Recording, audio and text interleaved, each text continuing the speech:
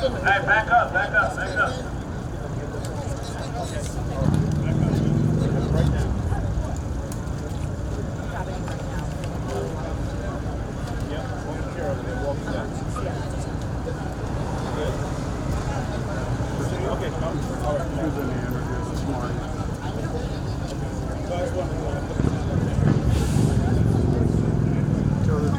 The cousin actually.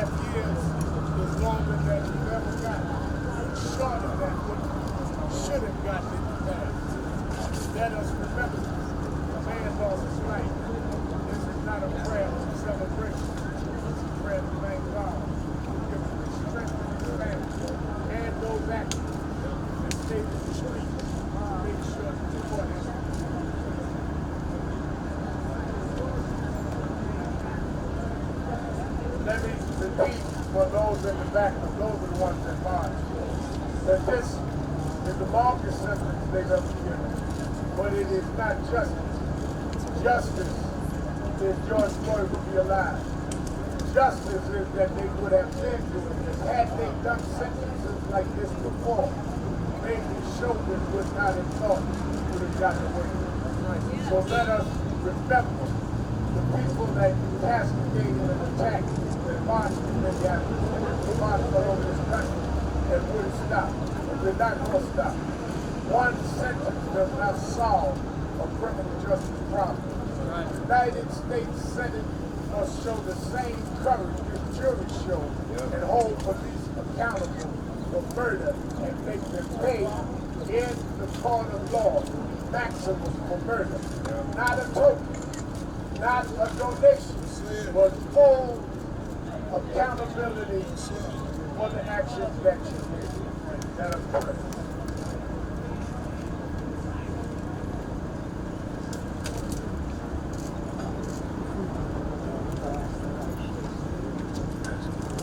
Did not become the same spot you found at the beginning of the trial.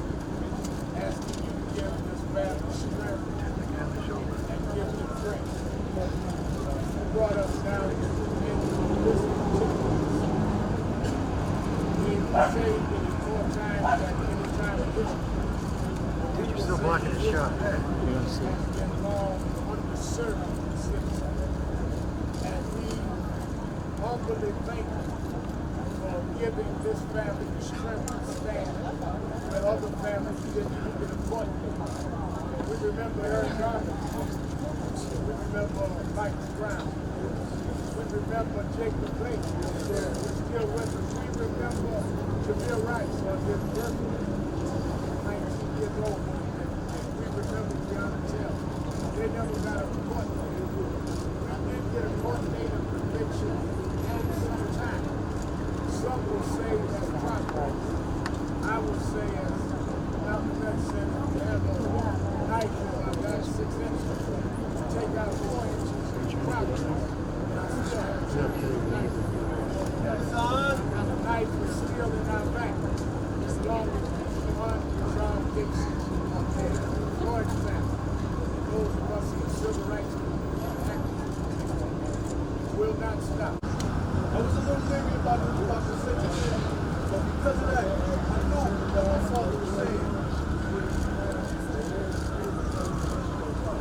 good. He's good. Keep doing what you're doing. For me, for your brother, for your name. Because we fought strong, and we want to stay strong. Yeah. Thank you, sir. Next, we'll hear from the nephew of George Floyd, who's like a brother, like a son in many regards, Brandon Williams. Yeah, you capture with a phone here, you know?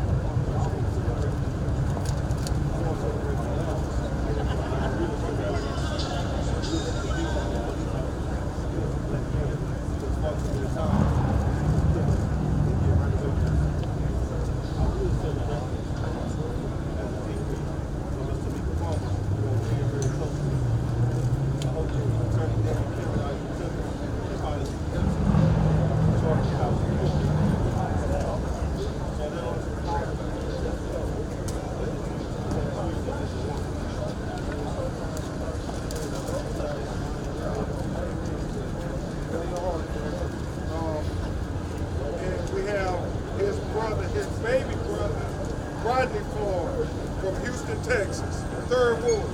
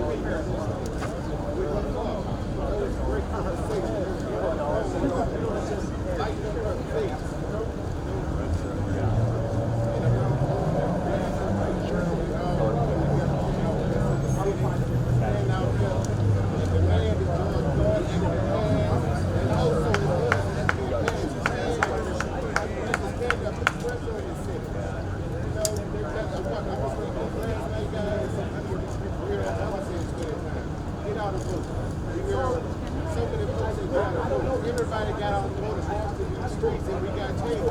I was first black president. A lot of people came together like they did now.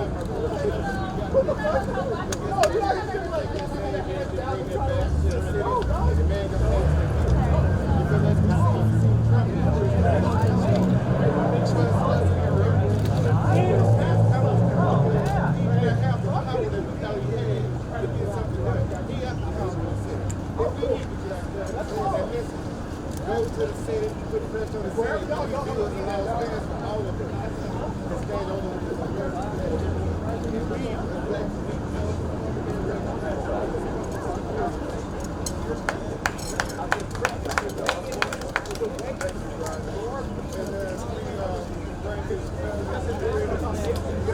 please understand, this is only one step in getting accountability in the criminal level.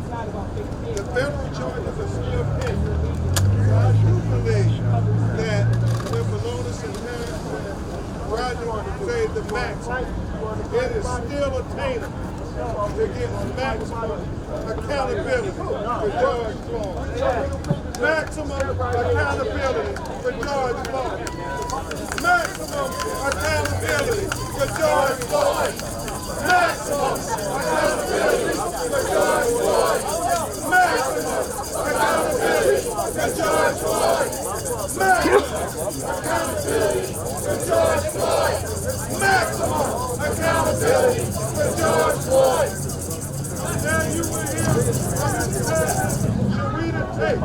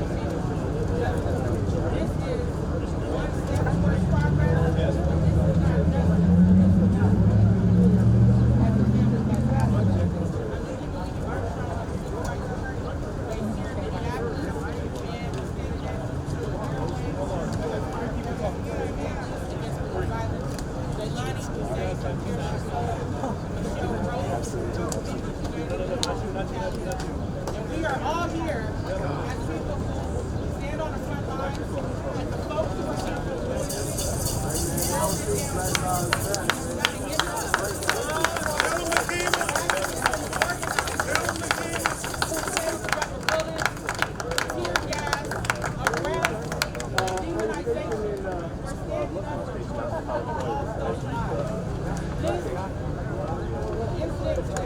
Alameda base. You got boys up and down.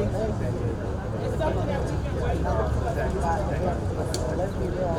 part about this system is that we know that black men often receive more time and more less than what their children did. There are plenty of black men and Latino men in prison for nonviolent drug offenses. But here we have a veteran officer who was literally able to lynch someone in broad daylight in the presence of children and other witnesses. That is not acceptable. To the fullest extent of the law. It is not enough that he has to compared to other police officers who have killed people. This is a new day. It's not based on what they did in the past when they can judge us and get away with it. When they can brutalize us and get away with it. When they can kill people and get away with it. Just because it's the most time does not mean that it is enough time. So we will continue to stand up and fight alongside the family, everyone else who cares about justice, in demanding that the federal government now step in and hold their Chauvin and those other 3 police officers who were involved in killing George Floyd accountable to the fullest extent of the law. If the federal government had stepped in a long time ago, George Floyd might still be alive today. So that is the least that they can do in this situation. And I want to encourage all activists, organizers, and community members who are sitting at home to get off the couch and come down to the government center and stand in solidarity with families and other organizing groups, as well as the 9 o'clock nighttime peaceful demonstration that's going to happen downtown. Thank you all for being here. Realize we're not sleeping in 26. We're going to continue to stand up and fight for justice.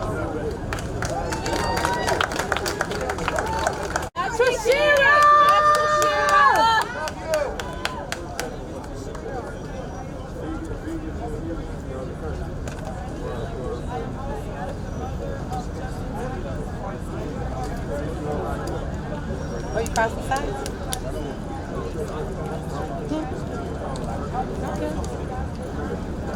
I have a fucking attitude today. You don't even want to be around me. Yo, we're live. Sorry, we're live right now. I don't give a shit.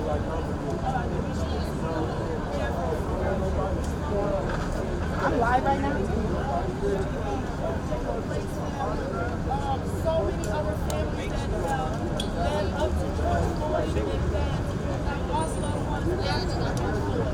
I want people to know that there is families that are fighting together, that is standing up for justice, that is standing up in solidarity. And we ask that those voices be paid attention to. We ask that those voices that you do not hear about, those stories that have been swept under the rug, that people have not heard, we ask that you hear those voices.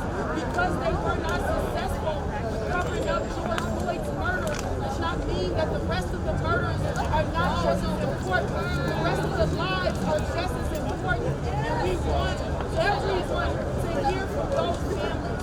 So I stand here to fight for those families. We will not back down. We will not be quiet at this time.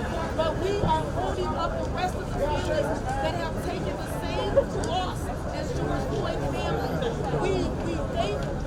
We are very thankful for the little bit of crumbs that they did give us today with holding this officer accountable. But just like George Floyd is the face of hundreds of murders around Minnesota that have been covered up, so is Let's move up. Derek Chauvin the face of hundreds of killer cops that are still out here walking Let's around. go! They are brutalized family members. They are brutalized communities. And we need these officers held accountable just like they held Derek Chauvin accountable today. We need the rest of these officers held accountable as well. And we cannot be quiet about that and not hold them accountable like we held Derek Chauvin accountable. Thank you. That's right.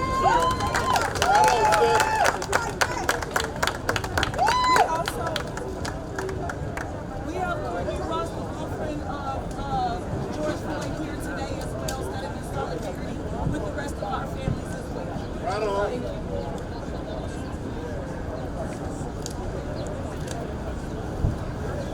Hello, Brother Blake.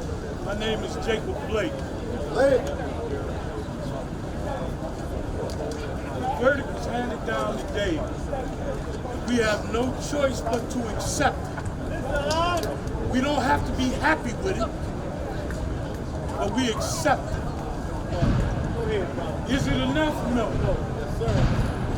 But when we accept it, we must say Bismillah. Because God knows best.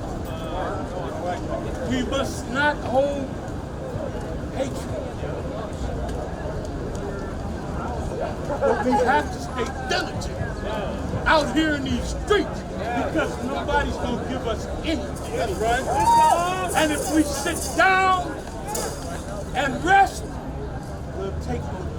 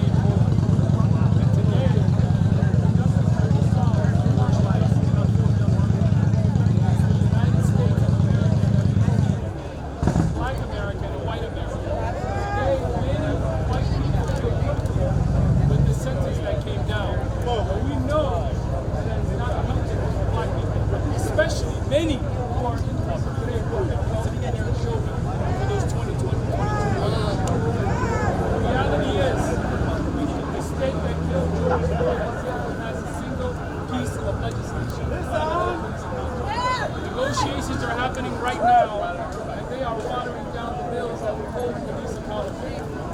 And the government, the United States, the federal government, has yet to pass the George Floyd Policing Act. Right. This is America. Let's wake up. Today is the day that we will remember that we did not get full justice. But justice inside the courthouse is not enough. We need justice outside the courthouse. We are demanding for people who last summer marched and protested and came out. If you really care about justice, it is time for you to come back outside and march and protest. Let's get back to it! We must do that for George Floyd's family. We must do that for all the countless families across this country.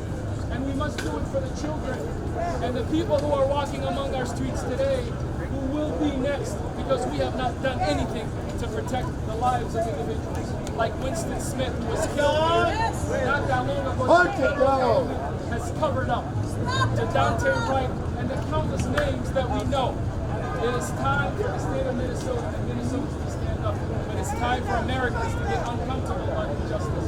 If you can demand a vaccine in a pandemic, we need the vaccine of justice in this country. We need the vaccine of justice in this country against the police that are killing us, against the economic justice that's happening in our neighborhoods.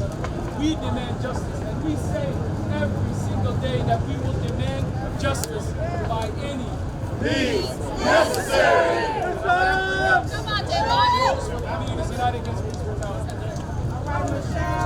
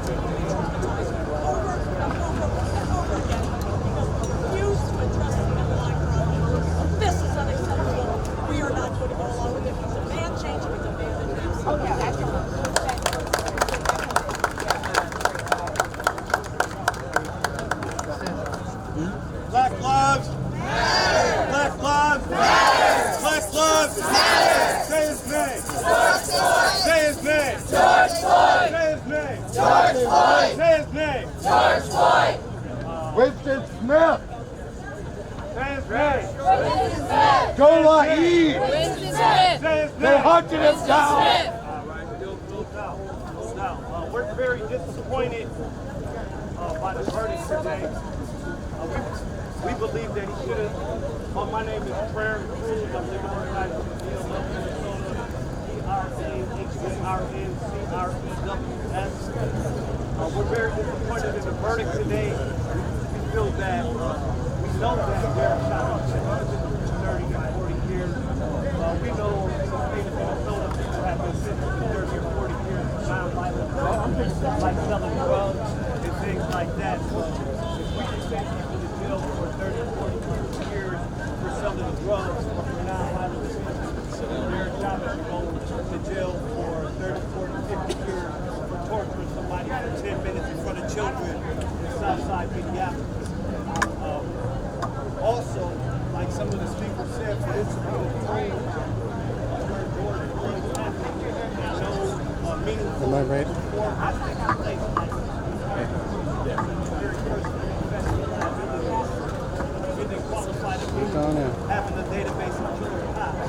These are initiatives that can be put in place right now that could prevent another George Floyd from happening. At the federal level, we don't have lynching, anti-lynching bill yet. Since Emmett Till, we haven't had the George Floyd Act has been passed, the Eric Garner Act has been passed. So we urge Congress and the Senate and President Biden to make some meaningful legislation around police accountability and economic justice. Thank you.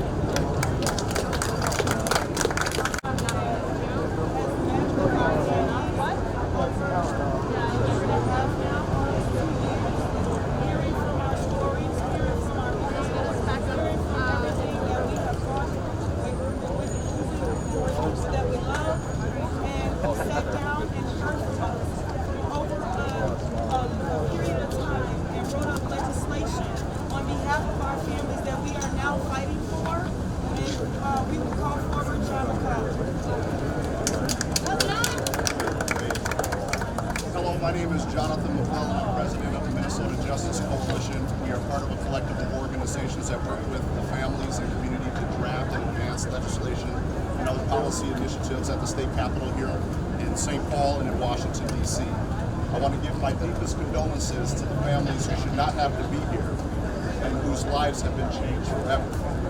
It has been 65 days since the Derek Chauvin, former Minneapolis police officer, was found guilty of second and third degree murder and second degree manslaughter.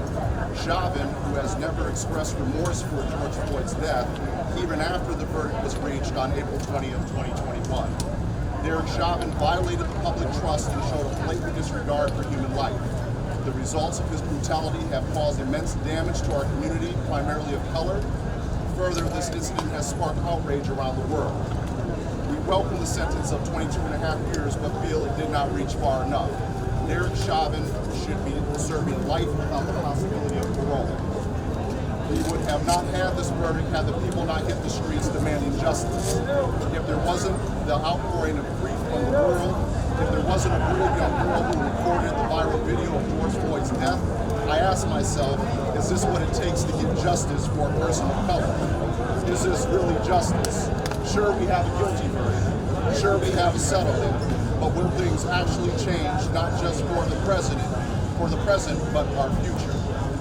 This conviction is a drop in the bucket of what the criminal justice system owes our community. Sadly, this will be only the second time in modern Minnesota history that an officer has been sent to prison for murdering a human being on the job. Absent any substantive change in legislative policy, has anything really changed? How long before we're right back here fighting for the justice for another victim of police? We know their blueprint: murder, lies, stall, attack the reputation of the victim, cover up, and repeat. We are the state that has failed to correct the wrongs of the past and the wounds it has inflicted on communities of color through state-sanctioned violence. We must continue to carry this fight into the legislature and Congress. We must change and dismantle the systems that allow and have allowed the Derek Chauvins to thrive behind the coded slogan of protect and serve. We demand transparency, accountability, and justice for all stolen lives, even the ones not caught on camera. Our greatest failure is to do nothing knowing what we know. We must wrap our arms around these families. This conviction and sentencing has a special impact on these families who are still fighting for justice for their loved one and can only dream of a trial, let alone the sentencing of a killer. So while we fight for change in the legislature and in Congress with policy, we ask that you not forget what was revealed behind the veil. We ask that you not forget the pain of these families. We ask that you not forget our humanity. Thank you.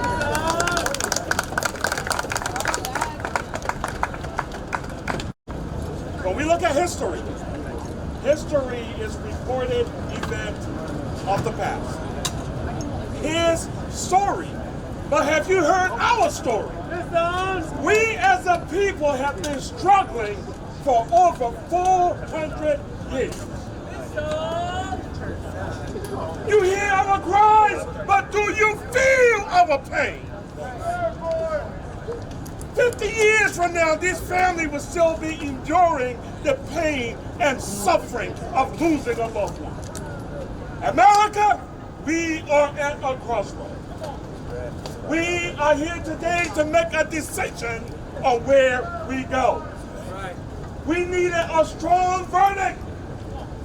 This country, this nation has a long history with racism. We need to start looking deep within ourselves as a nation what direction we choose to go. Because we as a people will always keep fighting. We are not going to sit down or lay down. We're going to continue to fight for our rights. Today, I wish that we had a 40-year sentence. I wish that Chauvin was also charged with hate crimes. But that didn't happen. That did not happen, and we are really disappointed. But we also have a trial coming up in 2022 of Alexander Kane, of Tutal, of Lane. And we need to let our voices be heard. We need to be out here. I thank you all. Minnesota, Mississippi. What's your name? Good evening. My name is Deborah Watts, co-founder of the Emmett Till Legacy Foundation and a cousin of Emmett Till. Our great grandfathers were brothers, and so they have a half smile today because we're not quite done. Minnesota, Mississippi. Mississippi. Repeat after me. Mississippi. Mississippi. The past is not past until justice is served. Because as we stand here, we cannot ignore the past because 66 years ago, Emmett Till was murdered in Money, Mississippi. The murderers were acquitted, and there's one last living accomplice that has never been charged. Mississippi. Her name is Carolyn Bryant Dunham. Carolyn Bryant Dunham. Don't forget that. Emmett's case is in the hands of the Mississippi DA, Dwayne Richardson. Dwayne Richardson. Also, it is in the hands of the federal Department of Justice as well. But I stand here today because I don't want these families to have the same 66-year journey that we have right now. So my sympathy, my condolences go out to the Floyd family and all of these families that are behind them. We need justice. If you want to talk about reconciliation, spell Justice to me and to all of us. Okay? So the past is not past until justice is served. I am not here for white guilt. I am not here for listening to Kumbaya. I'm here to make a difference. And these families, through their pain and their passion and their purposes, are not activists. None of us are activists, but we are activists. activated to move forward towards justice. So just remember, Emmett Till, if you don't hear the parallels or see the parallels, then there's some blindness happening. But some of the same things that happen in Mississippi, they just wear different uniforms, right? Different uniforms. So the same cultural biases and racism and white supremacy is just by another name, new narrative. So Emmett Till, justice still needs to be served.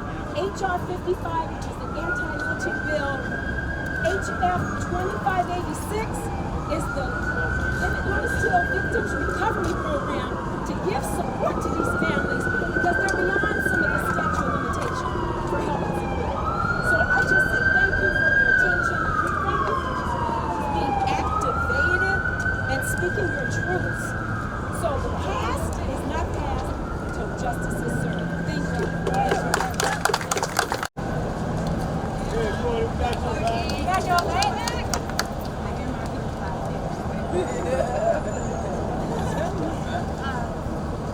My name is Courtney Ross. I'm the fiance of George Floyd. Honor and in heaven, you will always be my learning my life. I want to say one thing today. I want to speak to the people of Minneapolis. This is my home. I'm 6 months into life. Right. This is where I plan to be forever. I'm not calling for an evening of peace, but I am calling for an evening of non-violence. If you are using Floyd's name in any way to promote that, that is not what he was about. If you knew him, he was about peace, love, inclusiveness, and government. If he saw anything going on that caused violence, hurting someone, he would take his 6-foot-long arms out and try and stop them, and then pray with them to make sure that they can go on with a better day and not act out indefinitely. So again, I pray, Minneapolis, that we have a non-violent evening. You can still fight. Come with us. Come with DJ. Come with families supporting families against police violence. Come join us anytime. Get your screens out. Get your anger out in that way. And visit the Capitol. Get your anger out in that way. I'm going to introduce a man that means so much to me, who has been boots on the ground since this happened, who has stood in Floyd's name and has made changes. And without him and all the people that know I'm speaking to today, this Floyd wouldn't even happen today. So thank y'all. DJ.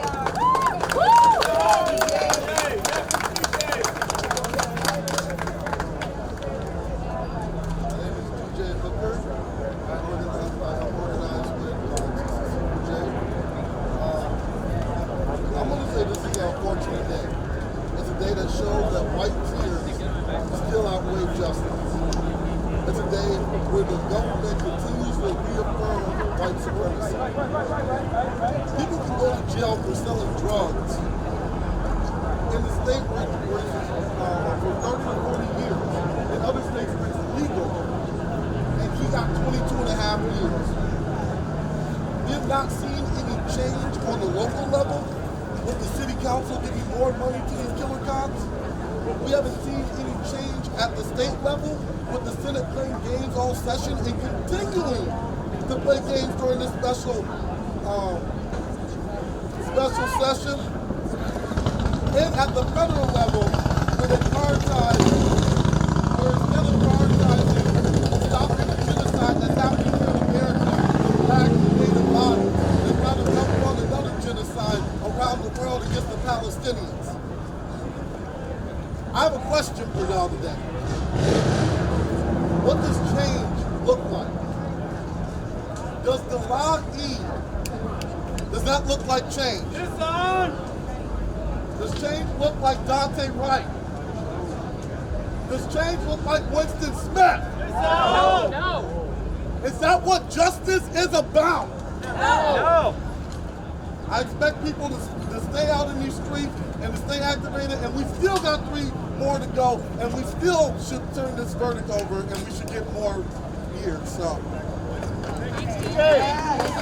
all power to the people. Got your back.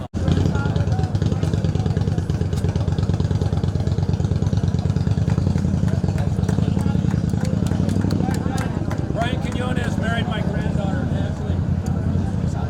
And September 7th of 2019, he was murdered by Richfield and Edina police. This is not a Minneapolis issue. Derek Chauvin was a Minneapolis cop. These other 3 guys are Minneapolis cops. This happens outside of Minneapolis. This happens in Richfield and Edina. This happens in Brooklyn Center, in Brooklyn Park. It happens in Eagan. It happens in Bloomington. The Department of Justice is here to investigate the MPD. The MPD is under the sculpture of Hennepin County, which therefore should be investigated as well. Yes, it should. Who files charges when you get in trouble, and who doesn't file charges against police? Mike Freeman, who's the Hennepin County District Attorney. I hope the DOJ does the right thing, but they need to take this scope and practices and patterns and whatever investigation they have and expand it outside of Minneapolis. Go to St. Paul, most dangerous police department in the state. Go to the BCA. Go to these people that cover this crap up and protect their brethren with laws on the books. We try to get things changed. Qualified immunity is a frickin' joke. Unless you're a cop. Gives you impunity, gives you what you can do because you know your back is covered. Nobody else has it.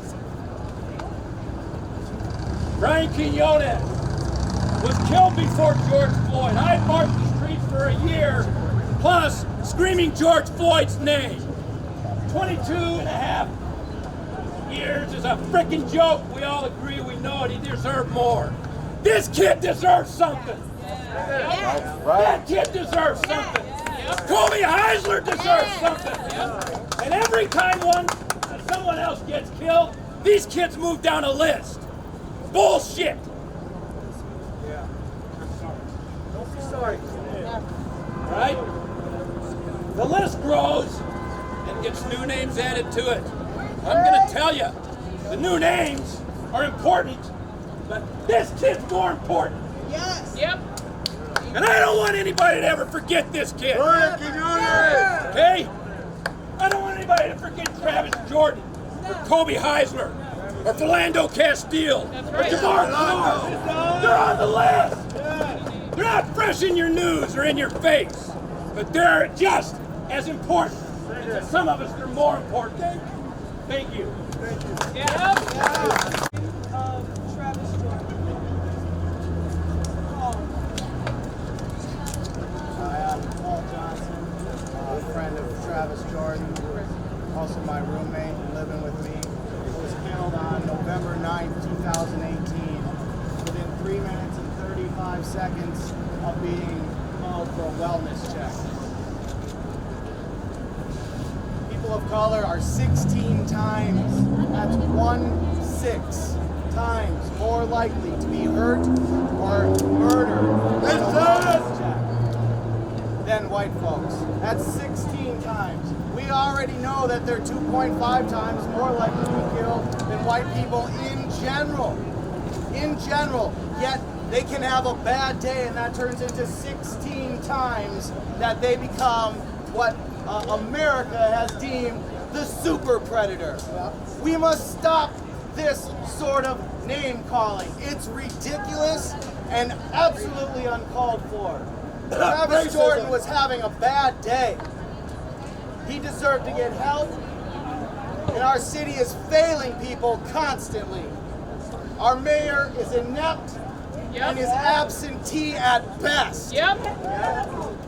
Since his seat is so empty all the time from doing it correctly, I decided to take this community and fill it this November. Paul Johnson will be running for mayor, is running for mayor, and we are taking these families and our voices right to the seat. We will not be forgotten. We have been quieted, we have been swept under the rug to try to go on to the next person and the next person, trying to make everyone appear as though it was in a vacuum. How many people have to die to understand that this is a problem and these are not singular events? Okay? We are coming. We are making the change. We are not urging these people to change anymore, as some have stated. We're not urging you anymore. We are coming and we are making these changes. That's right. Gentlemen, if you're in your seats and you're comfortable now, get ready. You're leaving. Bye. All power to people. The father of Kobe Heisler, who was killed during a mental health crisis. He was a 21-year-old autistic man in Brooklyn Center on August 31st, 2019. It's almost been 2 years. Me and these families today met with the department, with Merrick Garland, Attorney General Merrick Garland's Department of Justice today, because they're in town to conduct a patterns and practice investigation of the Minneapolis police. It's not the first time these police have been investigated.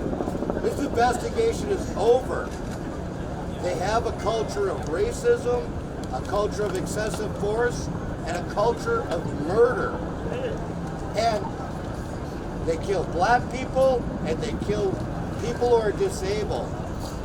They killed 500 people in the last 20 years, and over 50% of them were disabled. My son was an autistic black man, and I met with these families today, and a lot of it has been covered already, but I want to say, if they're investigating the Minneapolis police, I want to tell you that the culture of excessive force and murder doesn't end at 51st Avenue North or 62nd South. These other cities have more racists on their police force. So I want them to conduct a pattern and practices investigation of all 4 counties. I want them to have independent investigators for all of these families' cases. The BCA and Mike Freeman are in bed with the police, and they're never going to have an independent investigation of their buddies who they need to prosecute criminals. I wish Derek Chauvin would go to jail forever. Yeah. And he's such a criminal that he probably would. He will. This ain't the only crime he's committed. He claims Florida residents making $100 grand a year. He's a criminal and a murderer. Sorry about that. And so I want an independent investigator. We come out here every night and people make a lot of call-outs to tell people to come down. Well, I only want to call out one person, and it's my buddy Keith Ellison. He needs to get down here and investigate every time the police kill someone, because we can't trust Mike Freeman, and the BCA just reiterates lies. Right? Open all these cases.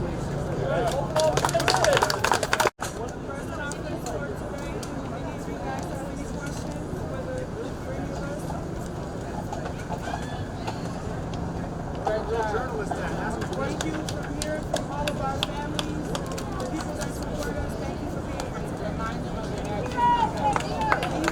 We will be continuing on. We will be marching in the streets.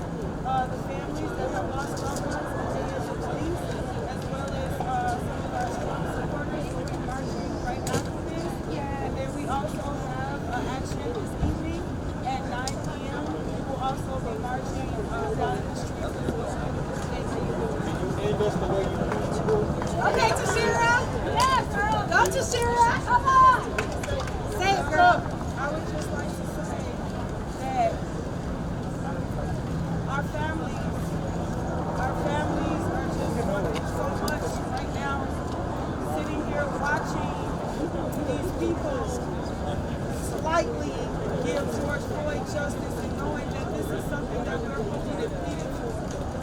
We're pleading and crying out that hopefully one day our loved ones will be valued enough to receive the same amount of justice. But until then, we will not be quiet and we will stand up with our lives on the line. We will stand up even when they try to silence us, even when they try to shut us out, even when they try to cover up our murders. We will continue on because we don't have a choice. We don't have a choice. I don't have a choice because I have a 15-year-old son named Justin Jr. Kobe Eisler's father doesn't have a choice. Brian Quinones' family doesn't have a choice. And all the rest of these families that are out here do not have a choice but to continue on. So even though we may get scared or afraid or discouraged at times, we don't have a choice but to keep fighting. Even though we may not even be close to having a trial, we don't have a choice but to keep fighting because there is a life that deserves to live and did not deserve to die like that. None of them. And we will be fighting that these officers be held accountable just like Derek Chauvin. We have a duty to fight for our freedom. We have a duty to fight for our freedom. We have a duty to win. We have a duty to win. We must love and support one another. We must love and support one another. We have nothing to lose but our chains. We have nothing to lose but our chains. We have a duty to fight for our freedom. We have a duty to fight for our freedom. We have a duty to win. We have a duty to win. We must love and support one another. We must love and support one another. We have nothing to lose but our chains. We have nothing to lose but our chains. We have nothing to lose but our chains. We have nothing to lose but our chains. We have nothing to lose but our chains. We have nothing to lose but our chains. All power to the people. All power to the people. Thank you.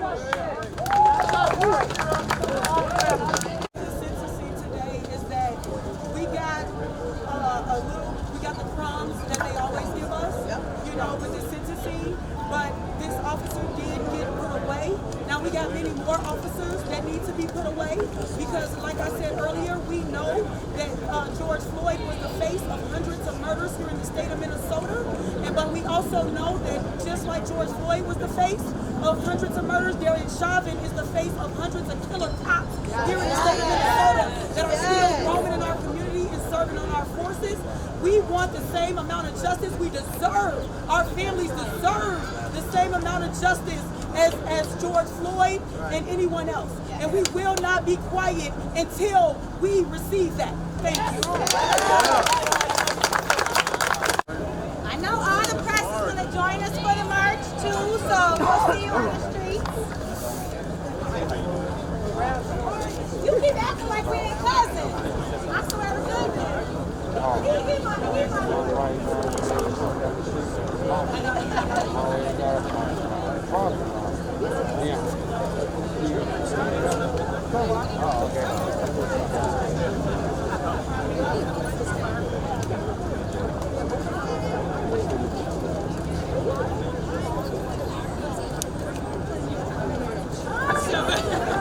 All right, so that wraps the press conference.